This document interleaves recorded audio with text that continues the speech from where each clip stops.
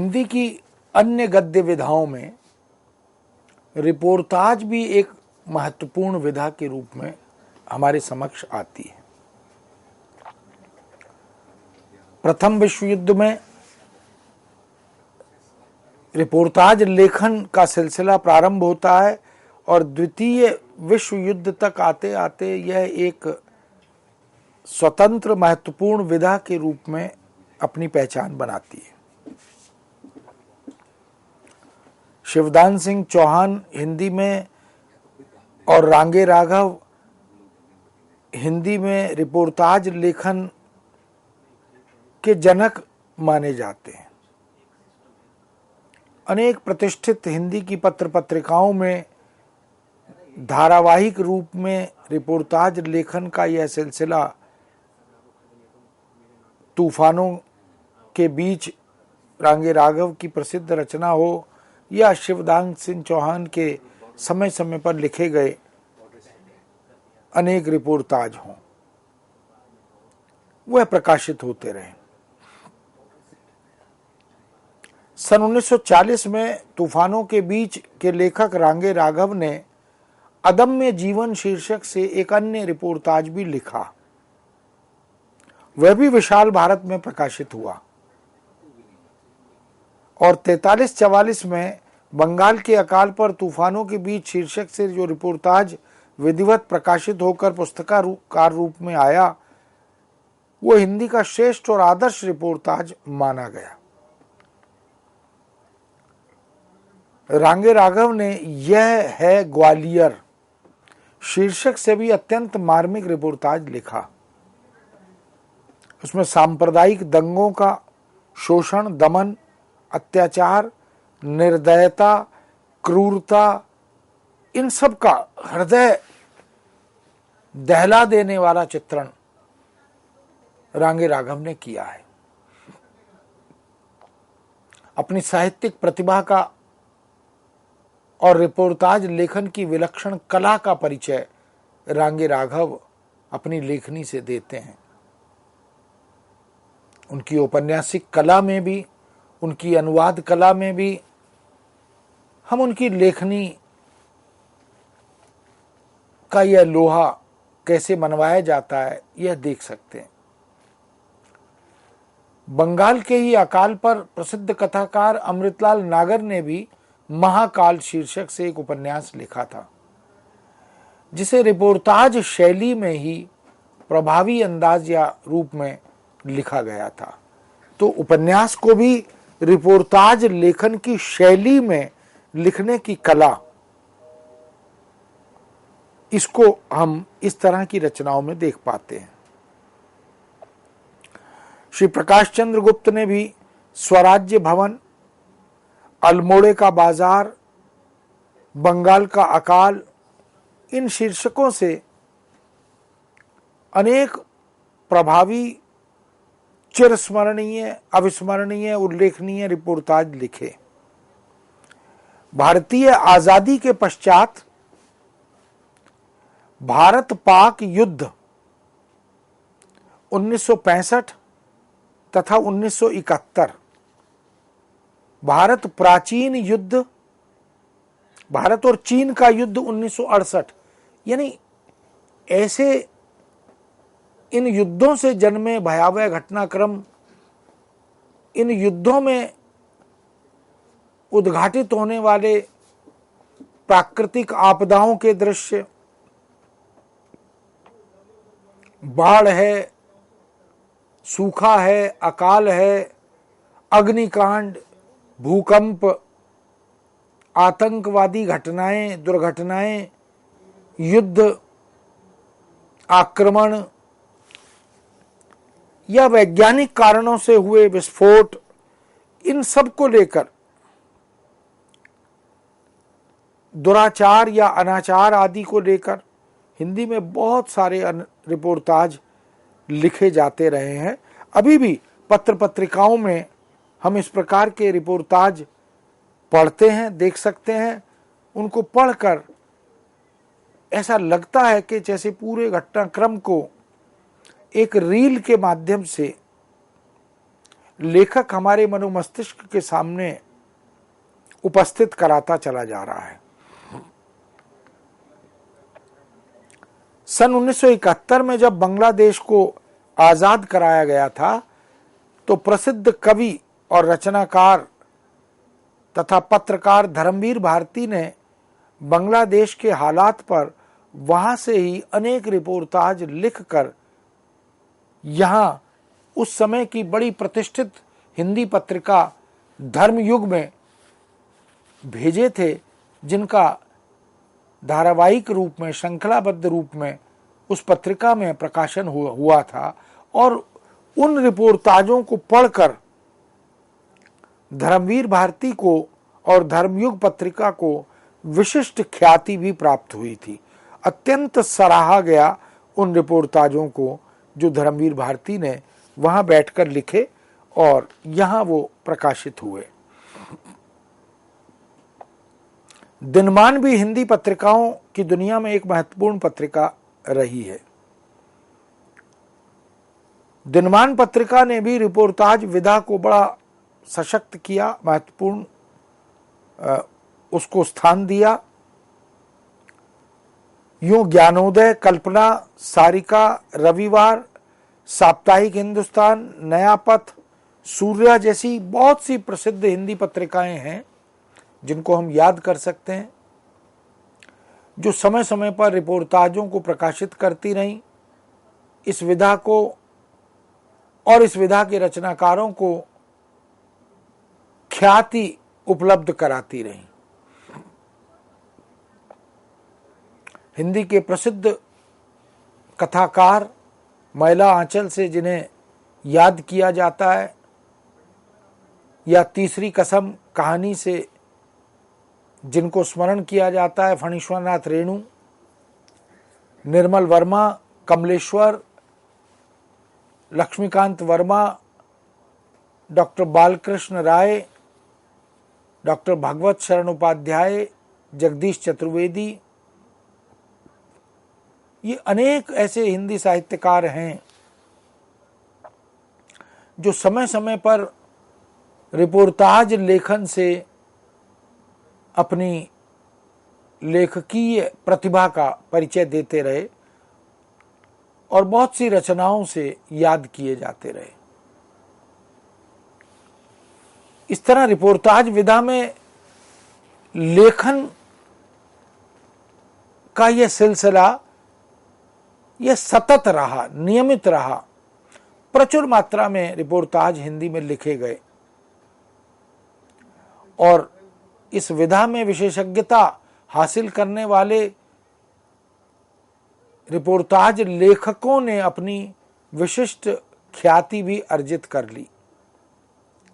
सन 1968 में ख्वाजा अहमद अब्बास ने बिहार की डायरी शीर्षक से बिहार के सूखे पर और सूखाजन्य हृदय द्रावक स्थितियों पर जो रिपोर्टाज लिखा, उसने अपनी एक उल्लेखनीय उपस्थिति दर्ज की, जगह बनाई, पहचान बनाई।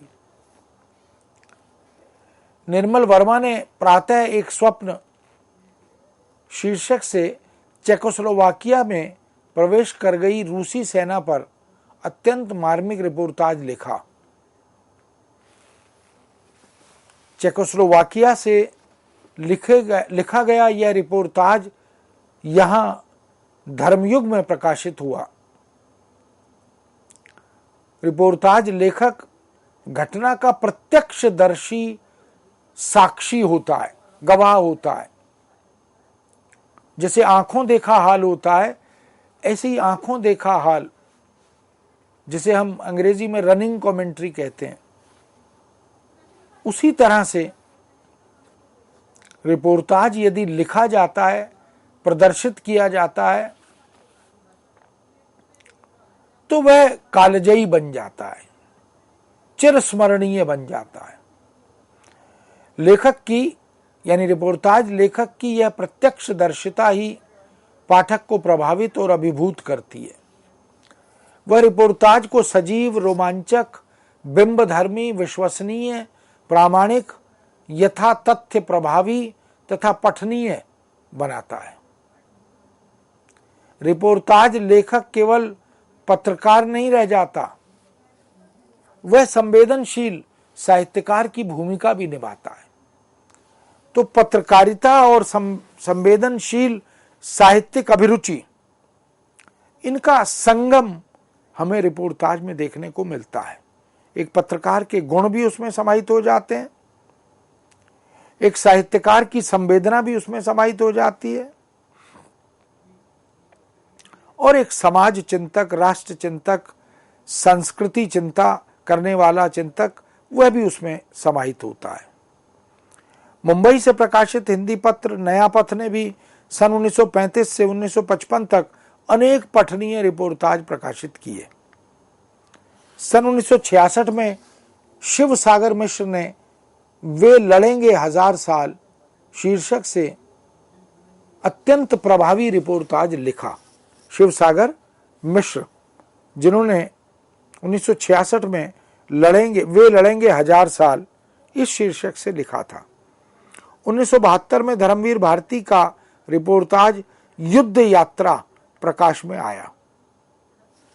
1977 में विवेकी राय कृत रिपोर्टाज जुलूस रुका है, यह भी प्रकाश में आया। विवेकी राय हिंदी के आंचलिक रचनाकार हैं, उपन्यासकार हैं, कथाकार हैं। 1977 में फणीश्वरनाथ रेणु का रिपोर्टाज ऋण जल धन जल प्रकाशित हुआ। ऋण जल धन जल भी अत्यंत ख्याति प्राप्त करने वाला रिपोर्टाज बना। उसकी पठनीयता ने उसे बहुत लोकप्रिय बना दिया। सन 1978 में नेपाल क्रांति कथा और 1984 में श्रुत अश्रुत पूर्व इस शीर्षक से भी रिपोर्टाज प्रकाश में आए। रेणु ने अनेक रिपोर्टाज नेपाली क्रांति को लेकर लिखे और ये क्रमशः दिनमान में प्रकाशित होते रहे। नेपाली क्रांति कथा शीर्षक से ये रिपोर्टाज अत्यंत लोकप्रिय भी हुए, क्योंकि नेपाली क्रांति को लेकर रेणु जी ने लगातार धारावाहिक रूप में रिपोर्टाज लिखे और वो दिनमान में एक के बाद एक प्रकाश में आते रहे। आजाद भारत के गांवों का बदलता रूप, जीवन मृत्यु के बीच छटपटाते ग्रामीण गांवों के अभावों की जीवन तस्वीर, इन सब का कथाकार विवेकी राय ने जुलूस रुका है शीर्षक से अत्यंत हृदयस्पर्शी रिपोर्टाज लिखा, अपनी विलक्षण प्रतिभा का परिचय दिया। हम जानते हैं कि आजादी से पूर्व जो स्वप्न भारतवासियों ने बुने थे, जुटाए थे, बनाए थे या देखे थे, वो आजादी के तत्काल बाद कुछ बिखरते हुए, कुछ टूटते हुए दिखाई दिए थे। तो उस अवसाद की मनस्थिति में, उस निराशा हताशा की मनस्थिति में भारतीय समुदाय क्या सोच रहा था, क्या देख रहा था, क्या किस मनस्थिति से गुजर रहा था, उन सब का चित्रण अपनी विलक्षण प्रतिभा से रचनाकार विवेकी राय ने जुलूस रुका है शीर्षक से लिखे गए रिपोर्टाज में किया है। यूं तो फीचर हिंदी की एक अन्य अधुनातन स्वतंत्र गद्य विधा है जो रिपोर्टाज से काफी मिलती जुलती है, उसके निकट भी है।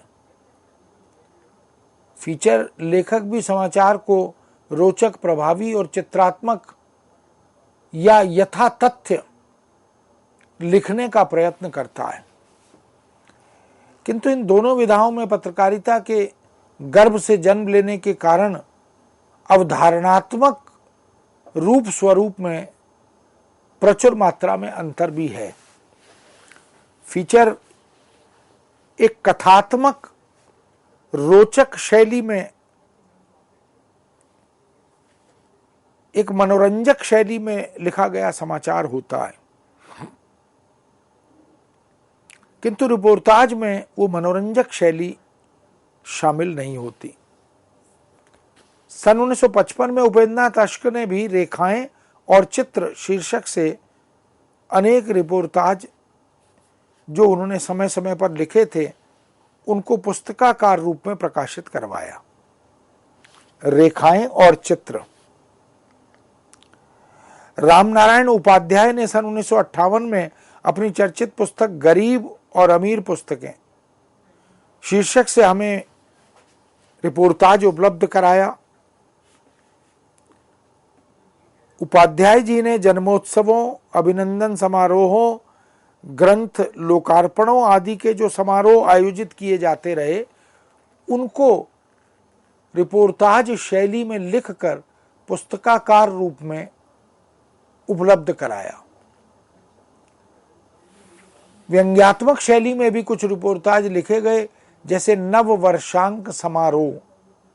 इसमें संकलित एवं प्रकाशित बहुत से रिपोर्टाज व्यंग्य शैली के साथ हमारे सामने उपस्थित हुए। रिपोर्टाज लेखन के क्षेत्र में हिंदी के यूं तो बहुत सारे सशक्त हस्ताक्षर समाहित हुए, शामिल हुए। सभी ने अपने अपना विलक्षण और अपूर्व योगदान किया और इस विधा को संपन्न, समृद्ध बनाया, सशक्त बनाया। आज भी हिंदी रिपोर्टाज समकालीन बदलते घटनाक्रमों पर खूब लिखे जा रहे हैं। इलेक्ट्रॉनिक मीडिया ने भले ही इस विधा को, उसकी दिशा को थोड़ा बदल दिया है, किंतु मुद्रित माध्यमों की दुनिया में इस विधा की उपस्थिति अभी भी बनी हुई है और ऐसे घटनाक्रमों को लेकर, स्थितियों को लेकर, परिदृश्यों को लेकर, विभिन्न राज्यों में घट रही घटनाओं को, देश विदेश में घट रही घटनाओं और स्थितियों को लेकर जो रिपोर्टाज लिखे जा रहे हैं वो इस बात के साक्षी हैं कि हिंदी लेखन की, गद्य लेखन की परंपरा में रिपोर्टाज ने अपनी एक विशिष्ट जगह तो बना ली है। इस विधा के लेखन क्षेत्र में भदंत आनंद कौशल्यायन, शिव सागर मिश्र, डॉक्टर धर्मवीर भारती, कन्हैयालाल मिश्र प्रभाकर, शमशेर बहादुर सिंह, श्रीकांत वर्मा, फणीश्वरनाथ रेणु, ऐसे बहुत से रचनाकारों का योगदान उल्लेखनीय और स्तुत्य रहा है।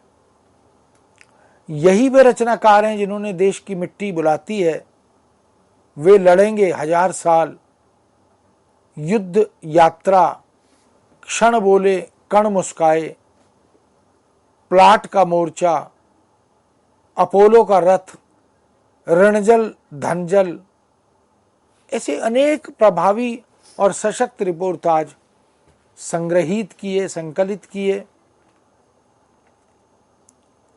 रांगे राघव का अदम्य जीवन तूफानों के बीच, ये भी इसी श्रृंखला के आदि रिपोर्टाज के रूप में देखे जाते हैं। हिंदी की बहुत सी पत्र पत्रिकाएं आज भी समय सापेक्ष इसी आवश्यकता की पूर्ति करते हुए अनेक रिपोर्टाजों को, उनके लेखन को प्रोत्साहित कर रही हैं और उन्हें प्रकाशित करने में भी मदद कर रही हैं। अगर समग्रता के साथ देखें तो महत्वपूर्ण रिपोर्टाज लेखकों में भगवत शरण उपाध्याय, निर्मल वर्मा, कैलाश नारद, सती कुमार, कमलेश्वर आदि का नाम इधर आधुनिक युग में, उत्तर आधुनिक युग में, आज़ादी के बाद के लेखन की परंपरा में महत्वपूर्ण रहा है। मुक्ति फौज, क्रांति करते हुए आदमी को देखना, पेरिस के नोट्स, एकलव्य के नोट्स, धरती के लिए, चीनियों द्वारा निर्मित काठमांडू, लहसा सड़क, क्या हमने कोई षड्यंत्र रचा था, ऐसे बहुत सारे रिपोर्टाज हैं जो पठनीय हैं, रोचक हैं और रिपोर्टाज की शैली में लिखे गए बहुत ही चिरस्मरणीय, कालजयी रिपोर्टाज हैं। कह सकते हैं कि खड़ी बोली हिंदी गद्य की जो अन्य गद्य विधाएं हैं उनमें रिपोर्टाज एक स्वतंत्र महत्वपूर्ण विधा तो बन गई। अभी कुछ ही दिनों पहले जो कारगिल युद्ध हुआ, उस कारगिल युद्ध को लेकर या गोधरा कांड को लेकर ऐसे बहुत से राज्यों देशों में हुए घटनाक्रमों को लेकर लगातार रिपोर्टाज लिखे जाते रहे। रिपोर्टाज लेखन की यह सुदीर्घ परंपरा, जिसका उल्लेख हमने किया कि प्रथम विश्व युद्ध से यह विधा प्रारंभ हुई और द्वितीय विश्व युद्ध तक आते आते अत्यंत सशक्त और बलशाली हो गई, और फिर धीरे धीरे इस विधा के लेखकों ने, इस विधा में लेखन करने वाले प्रसिद्ध गद्यकारों ने इस विधा में भी अपनी विलक्षण प्रतिभा का परिचय दिया। इस आधार पर हम देख सकते हैं कि हिंदी की जो प्रमुख गद्य विधाएं हैं, जैसे उपन्यास है, कहानी है, नाटक है, रेखाचित्र है, संस्मरण है, डायरी है, जीवनी है, आत्मकथा है, पत्रकारिता लेखन, हिंदी में बहुत सी पत्र पत्रिकाओं में लेखन का सिलसिला भी हिंदी पत्रकारिता के उद्भव और विकास का एक तरह से प्रमाण है। अनुवाद भी एक विधा के रूप में हमारे सामने उभर कर आया। बहुत से रिपोर्टाजों के अनुवाद भी हिंदी में उपलब्ध हुए। तो ये जो गद्य विधाएं हैं, इनमें रिपोर्टाज लेखन, ज्ञान साहित्य लेखन, जीवनी साहित्य लेखन, ऐसी बहुत सारी विधाएं जिनको हम कहने को बहुत छोटी विधाओं के रूप में देखते रहे, लेकिन उन्होंने भी बहुत बड़ा काम कर दिखाया। ये रिपोर्टाज लेखक उन घटना स्थलों पर, उन दुर्घटनाओं से शिकार हुए मृत शरीरों के बीच अकाल की स्थितियों का सामना करते हुए, प्राकृतिक आपदाओं का सामना करते हुए, हमने अभी कोरोना काल में लगभग 2 साल रेडियो, टेलीविज़न, पत्र पत्रिकाओं में इस प्रकार के रिपोर्टाज देखे। रिपोर्टाज लेखकों और प्रस्तोताओं की जिजीविषा, उनकी अदम्य शक्ति देखी। तो यह विधा घर में, कमरे में, कार्यालय में बैठकर लिखी जाए, बिना किसी प्रमाण के, बिना किसी साक्ष्य के, तो वह विधा के साथ लेखक न्याय नहीं कर सकता। इसके लिए कितनी ही विकराल महामारी हो, कितनी ही विकराल चुनौती हो, रचनाकार को उस स्थल पर उन लोगों के बीच जाना होता है, उनसे बातचीत करनी होती है, उनके साक्षात्कार लेने होते हैं, वहाँ के फोटोग्राफ, वहाँ के चित्र उतारने होते हैं, बहुत से लोगों के साथ मिलकर बैठकर इंटरव्यू, उनके साक्षात्कार लेने होते हैं, और सिलसिलेवार घटनाक्रम के ऐतिहासिक ब्यौरे के तथ्य संग्रहित करने होते हैं। वह कल्पना आधारित विधा नहीं है। यूं लेखक कल्पना का रचनात्मक उपयोग करता है, किंतु रिपोर्टाज में ये वायवी कल्पना का स्थान नहीं है। रिपोर्टाज लेखक को उन तमाम स्थितियों, घटनाओं, घटनाओं के शिकार व्यक्तियों से मिलना होता है, उनसे बात करनी होती है, और उस घटना के, उस महामारी के, उस प्रकोप के जो दुष्परिणाम हैं उनका ब्यौरा भी एकत्रित करना होता है। वहां जो स्थानीय लोग होते हैं, वहां जीव जंतुओं की स्थिति क्या होती है, वहां प्राकृतिक उपकरणों साधनों की स्थिति क्या हो जाती है, इन तमाम बिंदुओं को रिपोर्टाज लेखक को जुटाना होता है। तो एक प्रकार से हम कह सकते हैं कि हिंदी की अन्य गद्य विधाओं में रिपोर्टाज लेखन की एक बड़ी सशक्त, बड़ी प्रभावी विधा रिपोर्टाज है। और जिस तरह से आज हम पत्र पत्रिकाओं में, रेडियो टेलीविज़न में, कंप्यूटर आदि में, इंटरनेट आदि में, सोशल मीडिया में इस प्रकार के रिपोर्टाज देखते हैं, तो हमें स्पष्ट ज्ञात होता है कि इस विधा का भविष्य उज्जवल है। और साहित्यकार, हिंदी के रचनाकार अपनी विलक्षण प्रतिभा से इस विधा के लेखन को प्रोत्साहित कर रहे हैं, आगे बढ़ा रहे हैं। मित्रों, इस विषय को अब यहीं विराम देते हैं और पुनः आपके समक्ष नए विषय के साथ उपस्थित होंगे। आज्ञा दीजिए। नमस्कार।